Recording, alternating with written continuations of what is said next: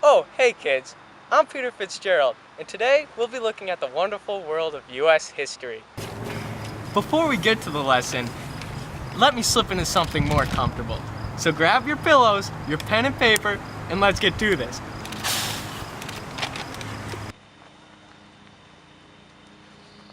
I'm a lumberjack and I'm okay. I sleep all night and I work all day. He's a lumberjack and he's okay. Sleeps all night. Oh! I'm glad to see you're finally ready. Well, do you have everything you need? Pens, paper, pillows? That's good. Alright, there are four main causes that started the World War I as we know it.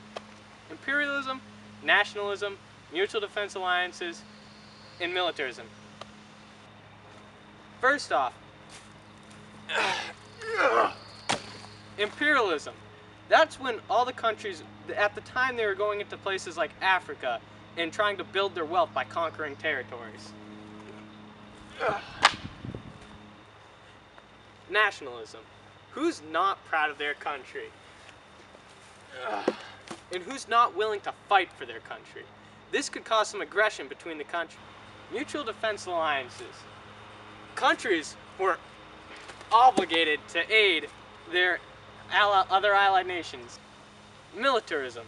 Other countries would build up their armies to try to intimidate the others. This led to the catastrophic scale that the war could be held on. These factors compounded to make the perfect fuel to start a war. But what could set them off? Well, the answer lies with the assassination of Archduke Franz Ferdinand.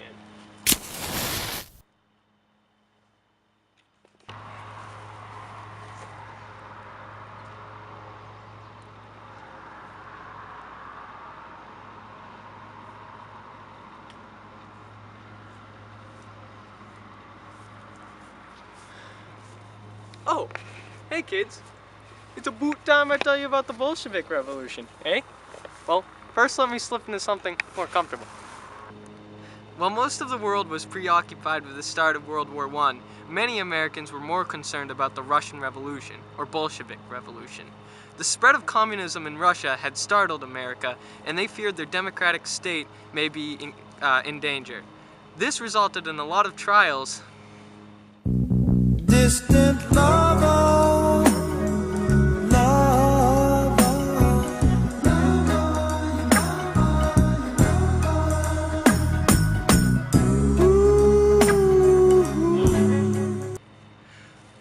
Oh, sorry, where was I? This resulted in a lot of trials involving free speech. Oh, hey kids, and welcome back to the wonderful world of U.S. history. Well, last time we left off with how the war started. Now let's say how America got involved. But first, let me slip into something more comfortable. For most of the war, America tried to stay neutral. However, as the war dragged on, them favoring the Allies became apparent, and Germany took action. Pop quiz. Today is June 4th in 2012. What happened 97 years, 1 month, and 3 days ago?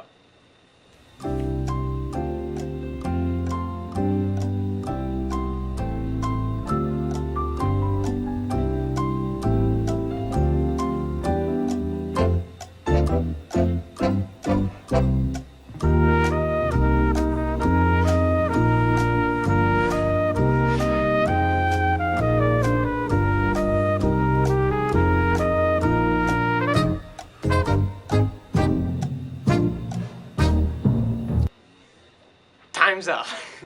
1,959 people died on the Lusitania, 128 of which were U.S. civilians. How might the Lusitania have been sunk? U-boats. German U-boats. As if the Lusitania wasn't enough, another problem arose. Germany, of course. Well, they got Mexico involved with the Zimmerman note. This was a transmission done by George Zimmerman, and it was intercepted by the British. It was meant to go to Mexico, and they told Mexicans to start a war with the U.S., and this would occupy them. Well, the British gave it to us, and we didn't like it, so we finally, and once for all, went to war. It got real.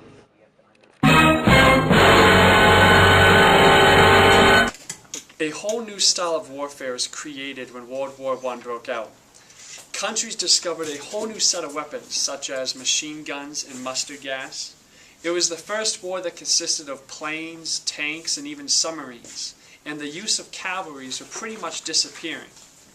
Battles became more ugly, and it was only going to get worse in years to come.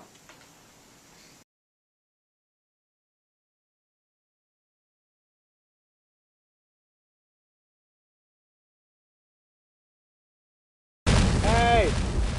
Yeah, you! You go! Come on over here! No way, man! You go! Hey, you go! We could be here all day! Just go already! I said it first! You go! No way! I'm not doing it! Come on! Come on, get over here! You did ask you first. Might as well.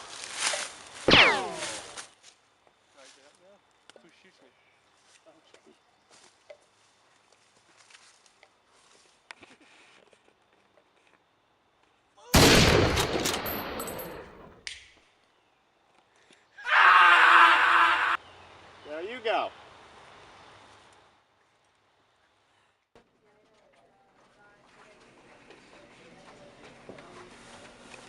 Oh, hey kids. World War I finally ended in 1918, and the Treaty of Versailles, the next step to recuperating the European nations, was signed on June 28, 1919. Important politicians there were David Lloyd George of Britain, George Clemenceau of France, and Woodrow Wilson of the United States. The victors from World War I weren't in any mood whatsoever to cooperate, and being very angry with Germany, decided to punish them as harsh as they could. Some of the things that they ended up signing on in the actual treaty. Land was taken away from Germany, their army was reduced to only 100,000 men, and they were not allowed any tanks whatsoever. The loss of vital industrial territory would be a severe blow to any attempts to rebuild their economy, which is why we know they paid hundreds of thousands of francs for just bread. And they only had two choices. They couldn't not sign the treaty, or else they'd just be invaded again. So they weren't very well off whatsoever. And this was partially how the League of Nations were created, and this would have happened even if Germany was excluded from it.